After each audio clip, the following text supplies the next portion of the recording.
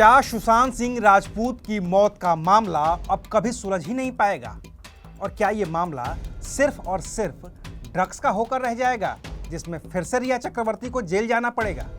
आज बात इन्हीं तमाम मुद्दों पर। नमस्कार, मैं हूं अविनाश और आप देख रहे हैं अनकट। सुशांत सिंह राजपूत की मौत की जांच में लगी 3 एजेंसियों एनसीबी, ईडी और सीबीआई में से एक जांच एजेंसी एनसीबी ने अपनी चार्जशीट फाइल कर दी है। नारकोटिक्स कंट्रोल ब्यूरो की ओर से दाखिल इस चार्जशीट में रिया चक्रवर्ती और उनके भाई शोविक समेत कुल 35 लोगों को आरोपी बनाया गया है। एनसीबी की 286 पन्नों की दाखिल चार्जशीट के मुताबिक रिया आरोपी नंबर 10 हैं, जो सुशांत सिंह राजपूत के लिए ड्रग्स खरीदती थी और उसके पैसे भी देती थी। एनसीबी का आरोप है कि रिया चक्रवर्ती ने मार्च 2020 से सितंबर 2020 के बीच सैमुअल मिरांडा, शोविक चक्रवर्ती, दीपेश सावंत और दूसरे लोगों से सुशांत सिंह राजपूत के लिए गांजा खरीदा है। एनसीबी का दावा माने तो रिया ने खुद अपने घर पर गांजे की डिलीवरी ली थी और घर पर ही ड्रग्स को स्टोर भी किया था ताकि वो सुशांत सिंह राजपूत को दिया जा सके। अब इन्हीं आरोपों को आधार बनाकर एनसीबी ने रिया पर एनडीपीएस एक्ट 1985 की धारा 27 और 27A यानी कि अवैध तस्करी के लिए पैसे देना और अपराधियों को शरण देना, धारा 28 यानी कि अपराध करने की कोशिश करना और धारा 29 यानी कि उकसाने के लिए या फिर आपराधिक षड्यंत्र के तहत चार्ज फ्रेम किए हैं। मामले में 27 जुलाई को अदालत में सुनवाई होनी है और अगर रिया चक्रवर्ती इस मामले में दोषी पाई जाती हैं तो उन्हें कम से कम 10 साल तक की सजा हो सकती है। लेकिन क्या यह मामला इतने पर ही खत्म हो जाएगा? क्या इस बात की कभी पुष्टि हो ही नहीं पाएगी कि सुशांत सिंह राजपूत ने आत्महत्या की है या फिर उनकी हत्या हुई है?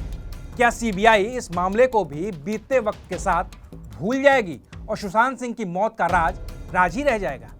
ये सवाल इसलिए हैं क्योंकि असली सवाल ही शुरू हुआ था कि सुशांत सिंह राजपूत की मौत हत्या है या आत्महत्या, जो अब महज एक ड्रग्स केस बनकर रह गया है। इस मामले की टाइमलाइन पर थोड़ा गौर फरमाइए तो पता चलेगा कि हो क्या रहा है। 14 जून 2020 वो तारीख थी जब सुशांत सिंह राजपूत की बॉडी उनके मुंबई के बांद्रा वाले घर में मिली थी। इस मामले में मुंबई पुलिस ने केस दर्ज कर जांच भी शुरू कर दी थी। वहीं सुशांत के परिवार ने इस मौत के लिए सीधे तौर पर रिया चक्रवर्ती को ही जिम्मेदार ठहराया था। सुशांत के पिता के सिंह ने 28 जुलाई 2020 को बिहार की राजधानी पटना में रिया के खिलाफ केस दर्ज करवाया और कहा कि रिया ने सुशांत के 15 करोड़ रुपए गायब कर दिए हैं। अब मामला पैसे का था तो ईडी की भी एंट्री हो गई। 30 जुलाई को ईडी ने के सिंह की शिकायत पर केस दर्ज कर रिया के खिलाफ मनी लॉन्ड्रिंग की जांच शुरू कर दी। फिर मुंबई पुलिस और बिहार पुलिस से होते हुए यह मामला सीबीआई के पास पहुंचा। खूब ड्रामा हुआ। 6 अगस्त 2020 को सीबीआई ने केस दर्ज कर जांच शुरू की। इसके ठीक 21 दिन बाद 27 अगस्त को इस केस में एनसीबी की भी एंट्री हो गई। एनसीबी ने रिया और दूसरे लोगों के खिलाफ ड्रग्स डीलिंग का केस दर्ज कर दिया। 8 सितंबर को रिया की गिरफ्तारी हुई, जो एनसीबी ने ड्रग्स केस में की।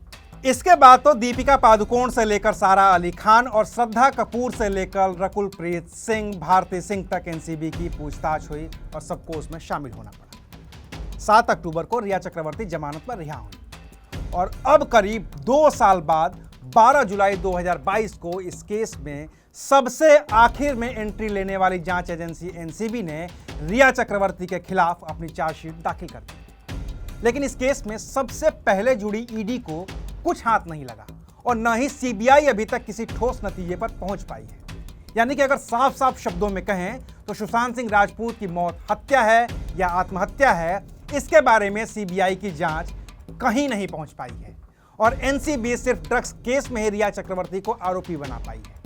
तो क्या एक बार फिर से रिया चक्रवर्ती के साथ उसी तरह के सोशल मीडिया ट्रोलिंग और मीडिया ट्रायल शुरू होगा जैसा सुशांत सिंह राजपूत की मौत के ठीक बाद हुआ था? या इस बार सोशल मीडिया पर बैठे लोग और हमारे जैसे लोग एनसीबी और अदालत को अपना काम करने देंगे और उन्हें तय करने देंगे कि रिया का अपराध क्या है? और सबसे बड़ा सवाल कि क्या कभी यह पता चल पाएगा कि सुशांत सिंह राजपूत की मौत हत्या है या आत्महत्या? जवाब सीबीआई को देना है। सीबीआई जवाब देगी तो हम आपको भी बताएंगे। शुक्रिया, आप देख रहे थे अनकट।